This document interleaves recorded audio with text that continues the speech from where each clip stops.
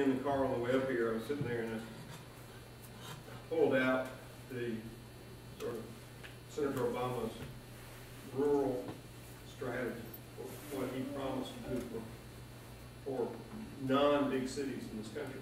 It ran 14 pages. I mean, I can keep going on very specific programs, but I think those are the big ones that I just talked about. And I think that the one thing that has impressed me, just like education, it's not quick and it's not particularly easy. But nothing quick and easy works very well. It's got to take a longer time. It's got to be longer, or it's not going to help in the long run. Anybody? Governor, you had an outstanding track record on education, in particular higher education. What do you see in the plan for federal, what the federal government can do in the plan for the future under the campaign? Well, what the federal government can and should do, well, for one thing, the most misnamed law I've ever seen is No Child Left Behind.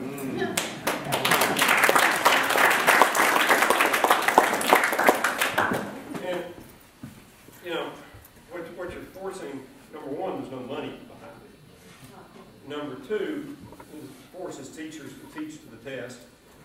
And if you only go by standardized tests, which No Child Left Behind does, you know the easiest way to raise your test scores? Just run off some kids who aren't doing very well. So you just can't do that. And that's one of the things that needs to be changed. Secondly is you've got to have broad, universal, early childhood education.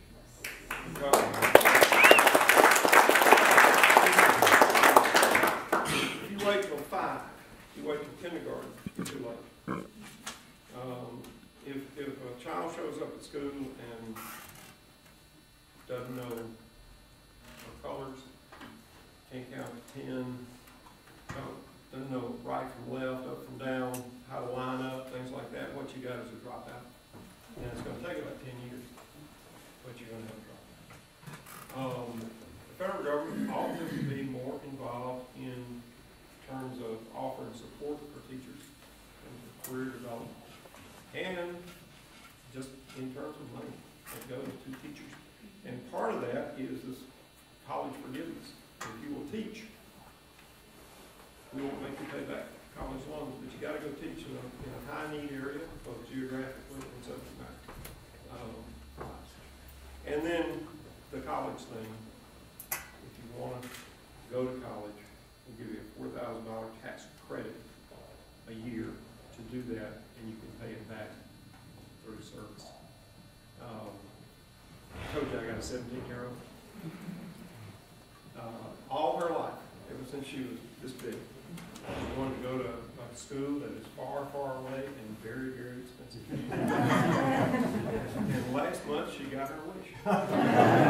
And you know, the reason, and this is a true story, has the added advantage of being true.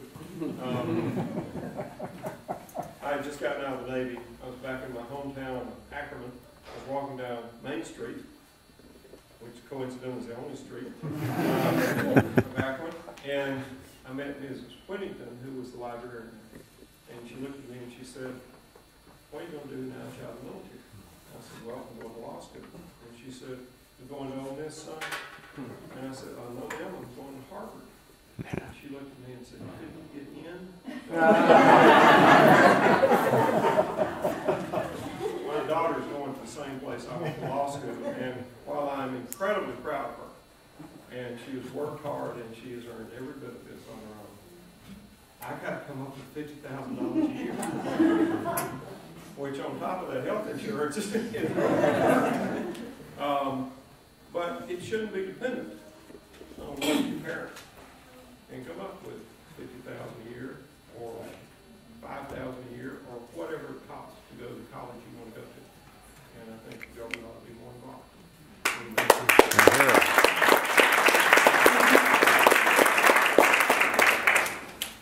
How does Obama feel about taking the federal status on out of banks and taking it back to the federal government. Or taking them out of private banks. And lowering the interest rate? Yeah, absolutely. I mean, and the cost, the interest rates, the fees that are charged, that's, people have been, some financial institutions, not all, but some financial institutions have been making waves on the top line. Yes, sir. You were talking about the numbers in Indiana, and I heard a couple of reports on CNN that they think a lot of those numbers were skewed by Republicans that have been persuaded to change parties earlier. And we know that kind of thing is pushed in Oregon. Do we have any numbers? I've got some numbers from Mississippi. We have an open primary there. You don't have to register by party. You just go ask for whichever ballot you want to. And it's estimated by people that do this, looking at exit polls and I can look at counties and tell you in Mississippi that there shouldn't have been that many Democratic votes in that county. That without Republican crossovers, Obama would have gotten more than 70% in Mississippi. That it cost him about 10%. And it's all Rush Limbaugh saying go vote in the Democratic primary and don't vote for Barack Obama. But I'm sort of proud of that, And we got Rush Limbaugh scared of us? Good. Yeah.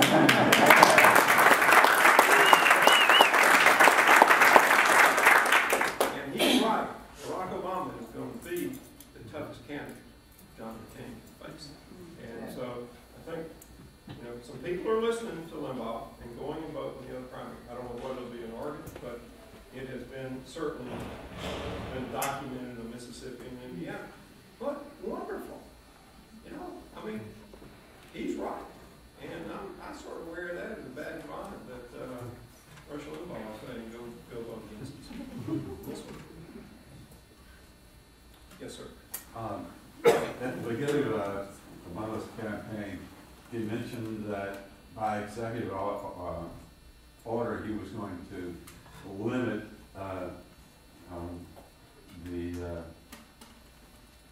what's the word I'm looking for? The lobbyists, could you explain exactly what he can do by executive order? Well, one thing, he's talked about from the beginning of the campaign about reducing the influence of lobbyists and special interest groups. The main thing the president can do is this bunch that we've got in Washington now has let lobbyists actually write the laws. Our current vice president's energy task force was almost all oil people that came up with our energy policy. Well, big surprise, they said we ought to stick with oil. The first thing you can do as president by executive order and just by who you appoint is that government people there representing us ought to be making those decisions instead of the people there being paid by specific interests. That's one thing. A second thing is he has fought for, and he's been pretty successful in getting special interest money out of politics. He did it in Illinois. He did it as a U.S. Senator. The new campaign finance reform law, which is the most far-reaching since Watergate, is primarily a Barack Obama. He was one of the primary authors of this. And he didn't make a lot of friends on the Democratic side of the aisle when he did that. Because, as one person told me, we just got back in the majority. We need this money for a while. Why is he taking it away from us?